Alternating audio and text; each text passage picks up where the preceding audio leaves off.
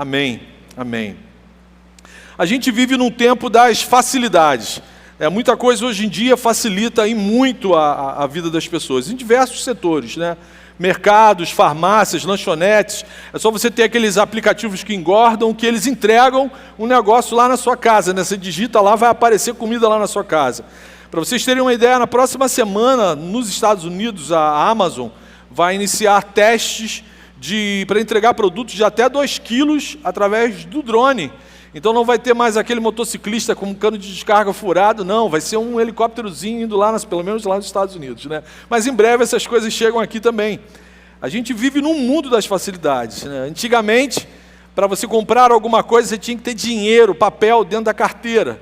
Aí depois inventaram um cheque, que já foi um negócio, né, formidável, depois o cartão de crédito, que tinha um negócio de carbono, que você tinha que passar assim numa maquininha, depois um chip no cartão, depois a aproximação do cartão. Agora não precisa nem mais isso, né? Dependendo do relógio, do seu celular, basta a imagem virtual do cartão de crédito, e é bom que tenha dinheiro na conta, né? Você consegue usar aquele negócio. A gente tem o Pix, e não existe mais a menor possibilidade, ninguém consegue cogitar a aquisição de uma televisão sem controle remoto, né? Não existe nem essa opção, né? Aquele mais raiz, não, eu quero, não tem sem controle remoto. Até ventilador, esses ventiladores de pé, hoje tem gente que compra aquilo com controle remoto. Tamanho é o desejo, a compulsão que nós temos por uma vida mais fácil. Curiosamente, no reino de Deus, nem sempre o caminho mais fácil é o melhor ou é o correto. No reino de Deus as coisas não funcionam da mesma maneira que no reino dos homens. Hoje o meu desejo com a exposição das Escrituras é levar a gente a rever, a avaliar como temos entendido, enxergado e andado no caminho proposto por Jesus para as nossas vidas.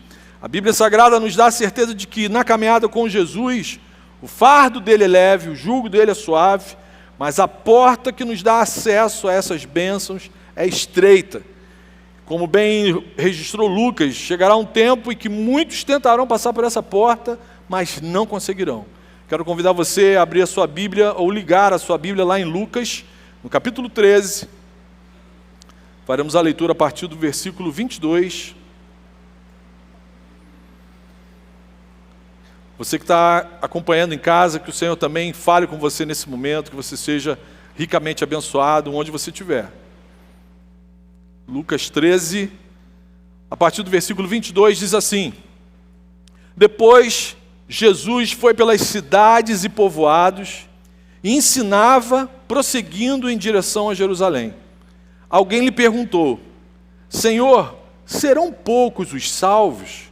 Ele lhes disse: Esforcem-se para entrar pela porta estreita, porque eu lhes digo que muitos tentarão entrar e não conseguirão.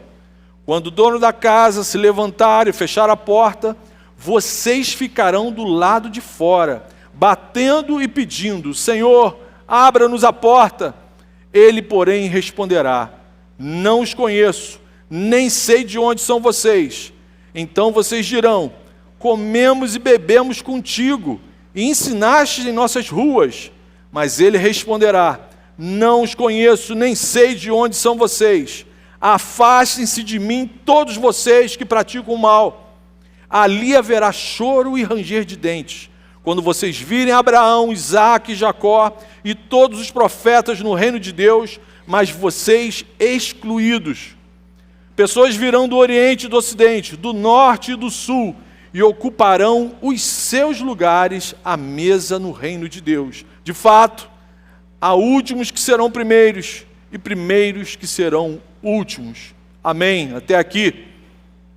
Que texto duro, áspero, de certa forma até assustador.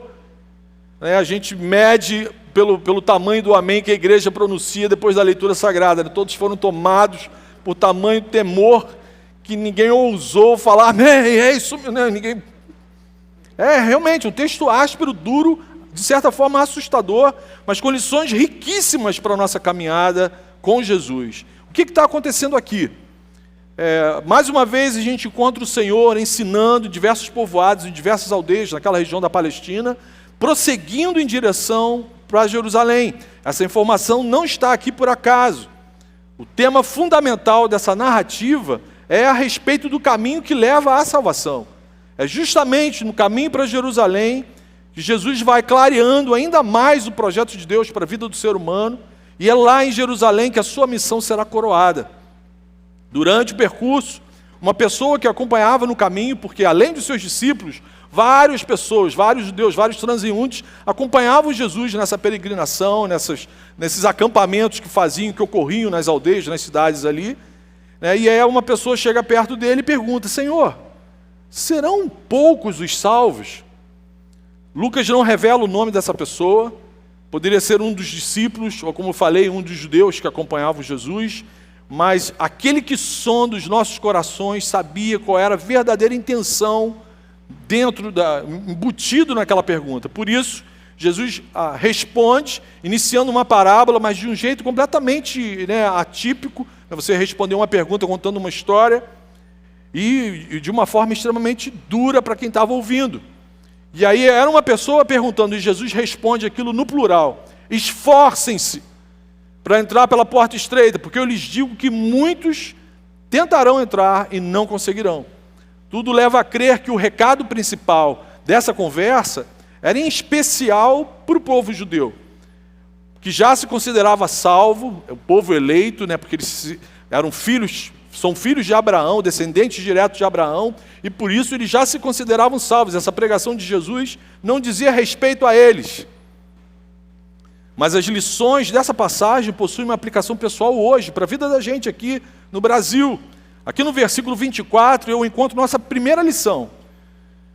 A primeira lição que eu posso destacar no texto é que entrar no reino de Deus não é fácil. Entrar no reino de Deus não é fácil. Somos salvos pela graça, é mérito e obra do nosso Senhor Jesus, mas viver para a glória de Deus em todos os setores da nossa vida não é fácil. A graça não é barata. Ela vai nos desafiar, a graça de Jesus vai nos desafiar, vai nos auxiliar também, mas ela vai nos desafiar e nos confrontar com os nossos pecados. Ela vai nos desafiar a abandonarmos o caminho largo e fácil e cômodo da nossa vida de pecados.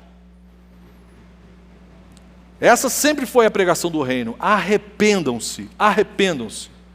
No reino de Deus, graças ao Senhor, nunca existiu nenhum coach, nenhum animador de auditório, nenhum fanfarrão de teologia da prosperidade. A mensagem clássica do Evangelho é essa: arrependam-se. Jesus nos concede a salvação, mas para passar pela porta estreita, a gente vai ter que emagrecer. Ainda bem que eu vou receber a ajuda do Espírito Santo para isso. Sobretudo dos nossos apegos, dos nossos desejos desprovidos da graça do Senhor, que nos fazem perder a noção do que é de fato essencial na vida da gente. Eu e você fomos criados para glorificar a Deus em todas as coisas, ter prazer nele em todas as coisas, hoje e para todo sempre. Essa é a razão da gente estar aqui. Compartilhei isso com a galera do Gol lá no Retiro. Só um pecador que de fato se reconhece pecador e não suporta mais viver longe de Jesus, vai estar determinado a se esforçar, a buscar, a lutar para passar por esse caminho estreito. A salvação ela é pela graça, mas ela vai manifestar a sua realidade, a sua concretude na vida da gente, quando a gente está disposto a viver uma vida de santificação, de santidade, uma vida separada para o nosso Senhor. Lucas 9, 23, momentos antes dessa conversa aqui, o Senhor Jesus já tinha dado uma pista para aquela galera. Se alguém quiser acompanhar-me, negue-se a si mesmo, tome diariamente a sua cruz e siga-me. Queridos, entrar no reino de Deus não é fácil. Você vai ter que dizer não para uma série de vontades e desejos que tem aí no seu coração. Você vai todo dia, você vai ter que levar o seu egoísmo, a sua desumanidade para a cruz, todos os dias, e vai ter que obedecer a Jesus. E quem teve um encontro real com Jesus não vai fazer isso com medo da condenação, com medo da perdição eterna. Vai fazer isso por amor, porque está apaixonado por Jesus. Para onde o Senhor Jesus me mandar passar a eternidade, eu vou feliz, amarradão. Ele me fez nascer no Alcântara, para qualquer lugar que Ele me mandar agora é bênção. Deixa raiz, eu estou tranquilo. Aqui no início da sua resposta, Jesus manda a real para aquele companheiro curioso de caminhada. O correto, como se Jesus estivesse falando para aquele homem, para aquela pessoa, o correto não é perguntar quantos serão salvos ou se poucos serão salvos. Mas a pergunta correta é: Senhor, eu vou ser salvo? Senhor, está nos teus planos me levar para passar a eternidade com o Senhor? O que Jesus está falando aqui é: gente, primeiro vocês precisam resolver isso. Que certeza aquele interlocutor possuía sobre a própria salvação? Que certeza eu e você temos da nossa salvação? Eu lhes digo que muitos tentarão entrar por essa porta estreita e não conseguirão. Versículo 25, Jesus continua: quando o dono da casa se levantar e fechar a porta, vocês ficarão do lado de fora, batendo e pedindo: Senhor, abra-nos a porta. Aqui eu encontro uma segunda lição para a vida da gente. O tempo para passarmos pela porta estreita é curto. O tempo para eu e você passarmos pela porta estreita, assumirmos realmente um pacto, uma relação de amor, de responsabilidade com o Senhor Jesus, é curto. O tempo para a gente se arrepender de uma vida longe do Senhor Jesus é extremamente curto. Aqui no finalzinho desse texto, Jesus descreveu o reino de Deus como um grande banquete, uma grande celebração, onde os patriarcas da antiga aliança, os profetas do Antigo Testamento, são os convidados de honra para essa festa, para esse grande banquete. Porém, muitos convidados para essa festa demoraram demais para responder ao convite, para atender ao chamado. E quando decidiram fazer isso, a porta já estava fechada. O que Jesus está falando com isso? Que Deus é longânimo, é paciente, o cálice da sua ira santa e justa demora para transbordar, mas isso não nos dá o direito de desprezarmos a sua generosidade. Isso não nos dá o direito de procrastinarmos, de empurrarmos essa decisão com preguiça. Se a vontade dele para as nossas vidas já foi plenamente revelada nas Escrituras, se todos aqui são indesculpáveis, se hoje é fácil acesso a diversas formas, diversas traduções bíblicas, nós somos indesculpáveis. O que justifica a nossa demora em atender ao chamado do nosso Senhor? Jesus, por diversas vezes, compara a vida eterna a uma grande refeição, a um grande banquete. Isso é uma das características que me empolgam muito no Evangelho. Por isso, em muitas ocasiões, eu brinco aqui nas pregações, dizendo que no céu eu vou comer pudim, quindim, picanha com o Senhor. Mas, gente, por favor, isso é brincadeira, tá? Não acredite, não nutra essa esperança. Eu sei que irmãos aqui são veganos, vegetarianos, ficam apavorados com a possibilidade de, na eternidade, serem obrigados a comerem isso. Fique tranquilo, isso é uma brincadeira. Você não vai ser obrigado, não vai ter nada disso. A Bíblia diz que isso é tudo muito maior, tudo muito melhor, tudo indizível. E eu fico mais tranquilo também, que eu não vou ter que dividir nada meu com você. Fica tranquilo. Mas, gente, isso é brincadeira, tá? Não fala por aí que o Marcão afirmou que vai ter picanha, não tem nada disso no céu, estou brincando. Voltemos à questão principal aqui no texto. O que faz alguém demorar, sabendo que é o Senhor Jesus que está convidando a gente para fazer parte do seu reino? Qual a justificativa que a gente pode apresentar para não assumir, para não dar esse passo, dar essa resposta na direção do Deus da vida? Infelizmente, a maior parte das pessoas nesse mundo quer que tudo seja do seu jeito, do jeito mais fácil. Quer que Deus se enquadre no seu mundinho, no jeito que a pessoa estipulou como que tem que ser. É por isso que quando a gente olha ali para fora, tem várias portas, várias opções, várias vozes convidando a gente para caminhos largos. Muita gente quer que Deus se enquadre no seu tempo, no seu jeito, na sua maneira. E aí em Mateus 7, versículo 13, Jesus afirma que esse desejo obstinado do ser humano de buscar atalhos, de buscar caminhos fáceis, só leva a gente para a destruição. Mateus 7, versículo 13. Jesus conversando com os seus discípulos e dando uma ordem: entrem pela porta estreita, pois larga é a porta e amplo o caminho que leva à perdição, e são muitos os que entram por ela. Como é estreita a porta e apertado o caminho que leva à vida, são poucos os que a encontram.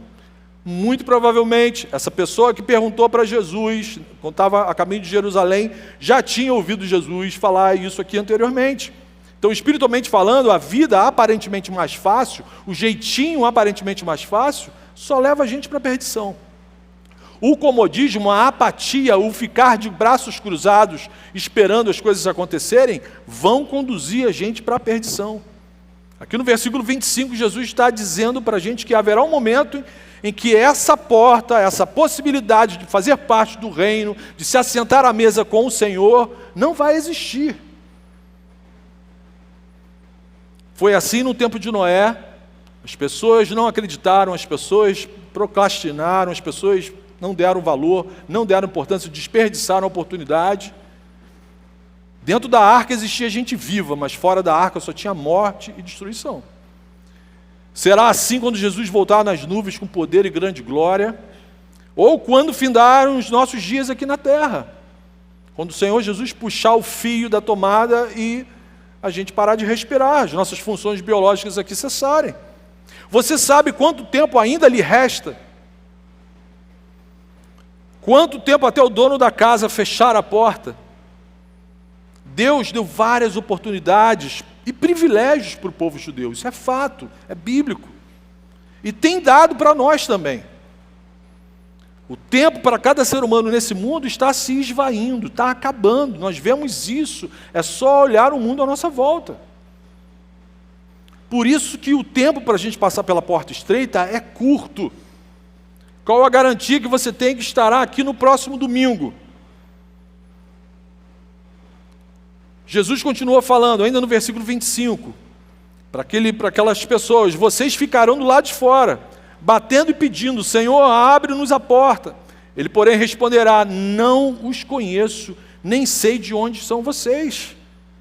Senhor, nós comemos e bebemos contigo, a gente andou junto, a gente ouviu o Senhor pregando, a gente viu o Senhor multiplicando peixe, a gente até comeu do peixe que o Senhor multiplicou. Fizemos vários finais de semana de treinamento, decoramos várias músicas novas que o João e o Felipe fizeram. Botei o João já na pregação, hein, João? E aí Jesus fala para uma galera que andava com ele, não os conheço, nem sei de onde são vocês. Afastem-se de mim, todos vocês que praticam o mal. Gente, essa é a nossa terceira lição. Mera familiaridade com Jesus e com os seus ensinamentos de nada valerão quando a porta estiver fechada. Mera familiaridade com Jesus e seus ensinamentos de nada valerão no dia do juízo. Ou esse nosso relacionamento com Jesus é real, é verdadeiro, o Senhor é de fato o regente da nossa vida, da nossa história, ou a gente corre o risco de ouvir isso de Jesus. Percebam que Jesus está mandando um recado para pessoas que o conheciam, que andavam com ele, que testemunharam sinais e milagres, que de fato foram abençoados de algum momento da caminhada ali, desfrutaram dos céus abertos. Mas continuavam obstinados em não se submeter a ele. É lindo, é bom ser abençoado, mas quem manda no meu coração, quem é Senhor da minha vida sou eu. A sua pregação é linda, mas para as outras pessoas. Quanto mais o pecador enrola e despreza o convite para participar desse banquete, mais endurecido fica o coração, mais cauterizado, mais insensível. Hebreus 4, versículo 7. Se hoje vocês ouvirem a voz de Jesus, não endureça o coração. Amém? Se hoje vocês ouvirem a voz de Jesus, não endureça o coração. Ter conhecimento de Jesus, ter sido testemunha de algum milagre de Jesus, de nada vai valer quando a porta estiver fechada. Repito, é necessário confiança plena, sujeição total, rendição total. Luta diária contra o caminho largo, contra os nossos maus caminhos. Não por medo da condenação, repito, a gente não vai fazer isso, não estamos sendo desafiados a fazer isso por medo da condenação. Tem que ser movido por amor a Jesus, o amado dos céus. Mesmo que eu e você tenhamos muito conhecimento bíblico, mas se Jesus não for o Senhor do nosso coração, A gente não tem o direito de acreditar que a gente vai participar desse banquete, que a gente vai participar, vai viver a eternidade lado a lado com o Senhor. A gente não tem esse direito de acreditar. Esse risco é real de muitos pastores, muitos líderes religiosos. Vão querer, no final da sua história, participar desse banquete, mas não entrarão. Crer em Jesus não é só acreditar intelectualmente no Evangelho. Até os demônios creem, a Bíblia diz que eles até tremem. Tem uma fé mais madura do que muito crente. Crer em Jesus é glorificar a Deus em tudo que a gente fizer nessa vida. É amar a Deus com todo o nosso entendimento, com toda a nossa força, com toda a nossa energia, e amar ao próximo assim como Jesus nos ama. Isso é passar na porta estreita. Isso é entrar no reino. Quando a minha caminhada com Jesus não o glorifica, tudo que eu faço, mesmo que seja relativamente decente, coisas boas, Jesus enxerga como iniquidade. Se eu estiver pregando, se eu estiver ministrando louvor, se eu estiver evangelizando, discipulando, mas não estiver fazendo aquilo para a glória de Deus, Jesus vai olhar para o que eu estou realizando e vai falar, isso é iniquidade. Você não está fazendo isso porque me ama. O apóstolo Paulo fala exatamente isso na carta que ele escreveu para Tito, um discípulo dele que estava iniciando um trabalho na ilha de Creta. Paulo fala lá no primeiro capítulo, Tito, cuidado. Alguns crentes afirmam que conhecem a Deus, mas por seus atos o negam. São detestáveis, desobedientes e desqualificados para qualquer boa obra. No texto em questão, Jesus ordena: afastem-se de mim, todos vocês que praticam o mal. Porque o mal para Jesus é qualquer coisa que é feita sem o desejo real do coração de glorificá-lo. Você pode estar ajudando os pobres, você pode estar doando pedaços do teu corpo para ajudar outras pessoas. Se você não está fazendo isso para glorificar o Senhor, Ele vai falar, cara, você é um iníquo. Você está fazendo isso para alguma outra coisa, mas não é para mim. Sem a fé real em Jesus, como nosso Senhor e Salvador, é impossível a gente produzir obras que agradem a Deus. É impossível. Na verdade, quem despreza a porta e o convite para participar dessa festa é porque não ama a justiça de Deus. Essa é a grande verdade. Um capítulo em seguida, no próximo capítulo, Jesus vai falar isso. Vocês nunca entraram, vocês nunca chegaram perto de mim porque vocês não me amam, vocês não me querem. Vocês não querem andar comigo. Essa é a grande realidade. Quem despreza a porta e esse convite para participar do banquete é porque não ama a justiça de Deus. Fazer o bem por amor a Jesus é a vivência da confissão, do esvaziamento do coração, do pedido de perdão, da bondade gratuita, da solidariedade, da partilha. Consequentemente, a porta estreita é a justiça do reino de Deus. A gente tem que ser desafiado a viver uma vida de humildade, de serviço, de submissão, de vida absolutamente cheia do Espírito Santo de Deus. Eu e você temos procurado esse tipo de vida? Ou a gente tem optado por uma vida mais fácil? Algo que exija menos esforço? Ou temos sido fiéis à palavra? Aos ensinamentos do Senhor? O esforço para passar nessa porta não é para conseguir se salvar, mas é para produzir obras que agradem ao Senhor, obras que o Senhor considere justas. Quem não pratica aquilo que Jesus deseja, despreza o caminho dele, despreza o caminho da justiça. Mesmo com um histórico de relacionamento diário com Jesus, aquele povo que caminhava com ele estava perdido. Irmãos, esse é um risco que nós corremos nos dias de hoje. De sermos frequentadores assíduos de cultos, de finais de semana de treinamento, de células, de grupos de discipulado e continuarmos perdidos. É preciso praticar o bem segundo a vontade de Deus. E aí em seguida Jesus mostra a consequência de andar num caminho largo, de desprezar o convite dele, de não ter um relacionamento real com ele. Versículo 28. Ali haverá choro e ranger de dentes. Essa é a quarta e última lição. O céu é real, mas o inferno também é. O céu é real, é uma realidade real, mas o inferno também é. O banquete ao qual Jesus se refere em várias passagens bíblicas, e aqui também, é o novo céu e a nova terra. É a criação restaurada, plenamente redimida, ou seja, o céu é uma realidade literal, espiritual e física. Mas Jesus deixa claro que a eternidade fora desse reino também é real. E será algo eternamente infernal. Quando os pecadores não se reconhecem pecadores e desprezam a redenção divina, são eles que morrem. São eles que se expulsam, são eles que se condenam. Pessoas que passam 70, 80, 90 anos de suas vidas aqui na terra, desprezando a boa notícia do Evangelho, vão ficar de fora das alegrias eternas do reino de Deus. Terão plena consciência de onde estão, terão plena consciência de quem são e do porquê estão padecendo de sofrimento, de angústia, de desespero. Não existe, se você fizer um exame cuidadoso do Evangelho, não existe a menor possibilidade do aniquilacionismo, de você morrer, virar fumacinha e não participar nem de uma coisa nem de outra. Não, isso não existe.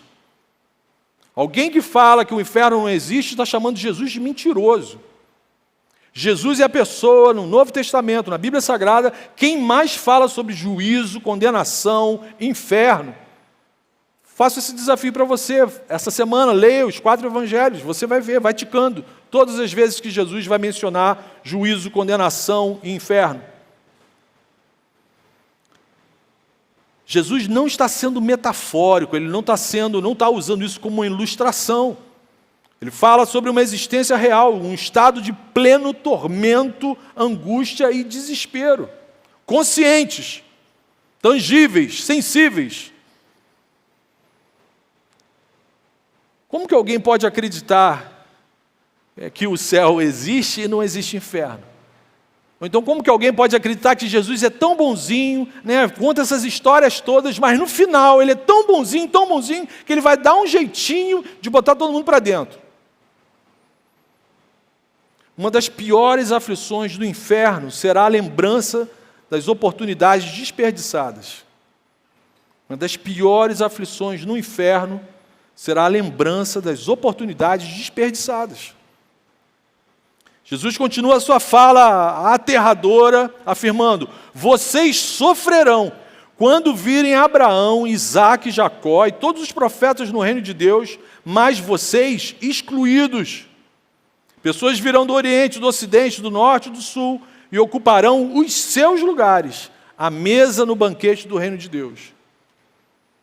Muitos do povo de Israel, que conheciam e andavam com Jesus, como eu falei para vocês, não davam a mínima para essa pregação.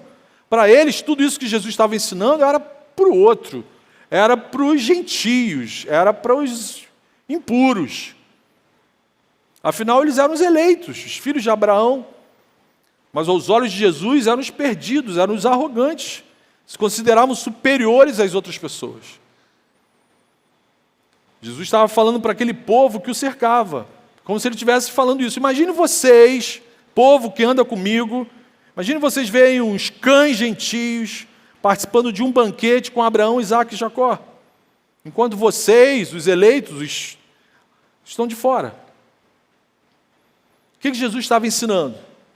Que todos aqueles que são lavados pelo seu sangue, todos aqueles que são redimidos pelo sangue, que por meio da fé no seu sacrifício se reconciliam com Deus, terão acesso às bodas do Cordeiro, independentemente da etnia, da raça, da descendência, do título eclesiástico. Jesus aproveita a oportunidade para mostrar que a boa nova do reino de Deus não pertence a nenhum grupo de privilegiados. Desde o seu nascimento, a Bíblia dá esse apontamento, dá essas pistas. O fator determinante é a graça de Deus e a fé em Jesus. A gente está falando isso aqui de um povo antigo, né, os descendentes de Abraão, mas hoje em dia, será que eu e você também não nos julgamos mais santos que as outras pessoas? Só porque temos um conhecimento bíblico reformado? Somos calvinistas, eleitos antes da fundação do mundo? Alguns frequentam a igreja aqui há muito tempo, antes mesmo do pastor Henrique. Será que eu e você, a gente não corre esse risco de olharmos algumas pessoas com esse mesmo olhar que incomodou Jesus? Será que eu e você também acreditamos que existe ao nosso redor uma escória indigna de receber a graça e a misericórdia do nosso Deus, assim como nós um dia recebemos? Examine o seu coração. Eu examinei o meu na preparação desse texto, dessa mensagem, e me assustei com algumas coisas que eu encontrei no porão da minha alma. É interessante perceber que Jesus utiliza o pensamento humano, as categorias humanas, para se classificarem. Jesus utiliza isso para mandar uma mensagem, né? Essa coisa de primeiro e último. Jesus, para ensinar mais uma vez para a gente como que é a lógica do reino, ele fala lá em Marcos 10, 43. Jesus afirmou que quem quiser tornar-se importante, né, no meio de vocês, deverá ser servo. E quem quiser ser o primeiro, deverá ser escravo de todos. Pois nem mesmo o Filho do Homem veio para ser servido, mas para servir e dar sua vida em resgate por muitos. Qual desses lugares eu e você estamos ocupando hoje? Durante toda a sua vida aqui na terra, Jesus se colocou a serviço do Pai e a serviço de todas as ovelhas sem pastor. Ele ensinou para a gente o que são boas obras de justiça. Amar a Deus com todas as nossas forças e amar quem está perto da gente com amor sacrificial, com amor que se doa, com amor que custa caro. Se a gente vive dessa forma, é um sinal clássico de que o Espírito Santo nos auxiliou a passarmos pela porta estreita. Aleluia, aleluia. Aplicações, vamos para as aplicações. Esforcem-se para entrar pela porta estreita. A ordem do Senhor Jesus para a gente. Esforcem-se para entrar pela porta estreita, para viver o reino. Vocês não estão sozinhos, o Espírito Santo vai auxiliar a gente nessa empreitada. No que ele fala que existe uma porta estreita, é sinal que existe uma outra porta, um outro tipo de porta que não é estreita. Um outro tipo de projeto que não é o reino de Deus. Um outro tipo de caminho que não leva na direção dele. A porta estreita exige conversão permanente aos valores do reino, diários. É preciso busca intencional, é preciso paixão, é preciso desejo, intencionalidade. E ainda tem essa beleza, a gente não está sozinho, a gente tem a ajuda do Espírito Santo, do corpo de Cristo, um ajudando o outro.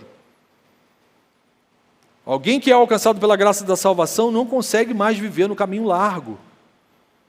Se você não está tendo desafio na sua luta para se manter parecido com Jesus, reveja a sua conversão. Reveja o seu relacionamento com o Senhor. Perca o sono hoje à noite. Fique em crise.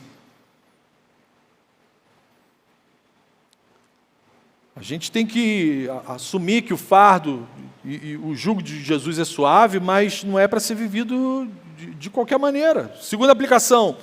Não desprezem a longanimidade de Cristo.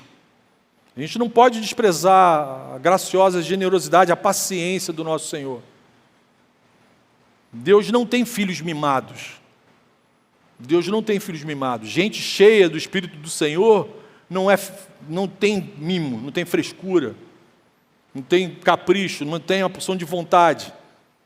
Se a vontade de Jesus para as nossas vidas já foi plenamente revelada nas Escrituras, a gente tem que tomar uma decisão, uma postura o mais rápido possível. O interesse é nosso. Quem vai ser abençoado é a gente.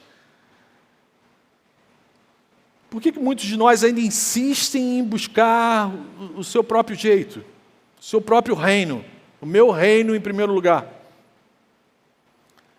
Logo, logo a última trombeta vai soar e a porta vai ser fechada, irmãos.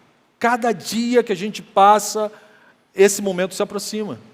Você que gosta de maratonar a série, esse é o último capítulo da história humana na face da Terra. A gente está perto do Senhor fechar as cortinas e encerrar a história do jeito que a gente conhece. É por essa razão que o Senhor conclama a gente hoje, sem exceção, a gente fazer parte desse grande banquete.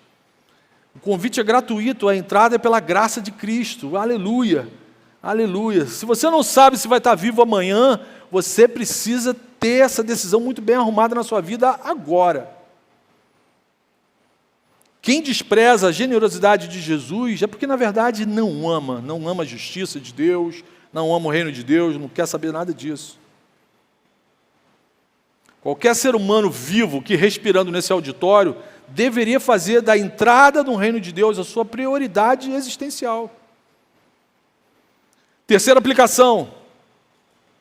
Jamais esqueça o que Jesus fez por nós. Jamais esqueçam o que Jesus fez por nós.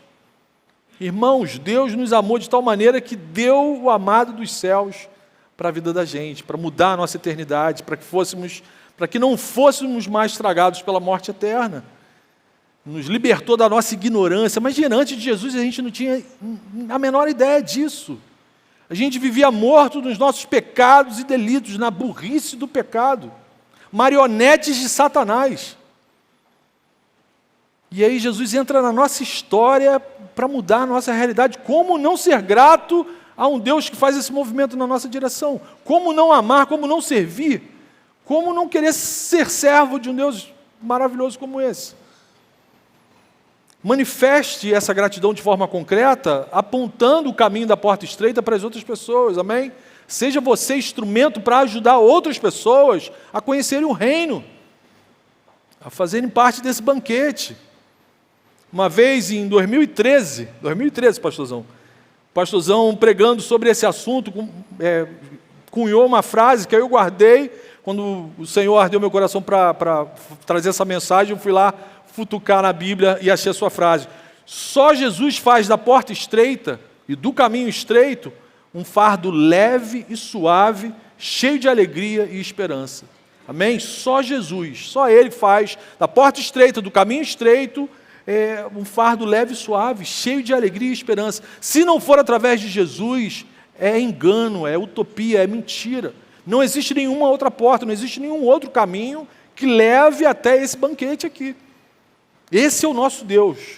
Como não se apaixonar pelo Deus que apresenta Jesus para a vida da gente?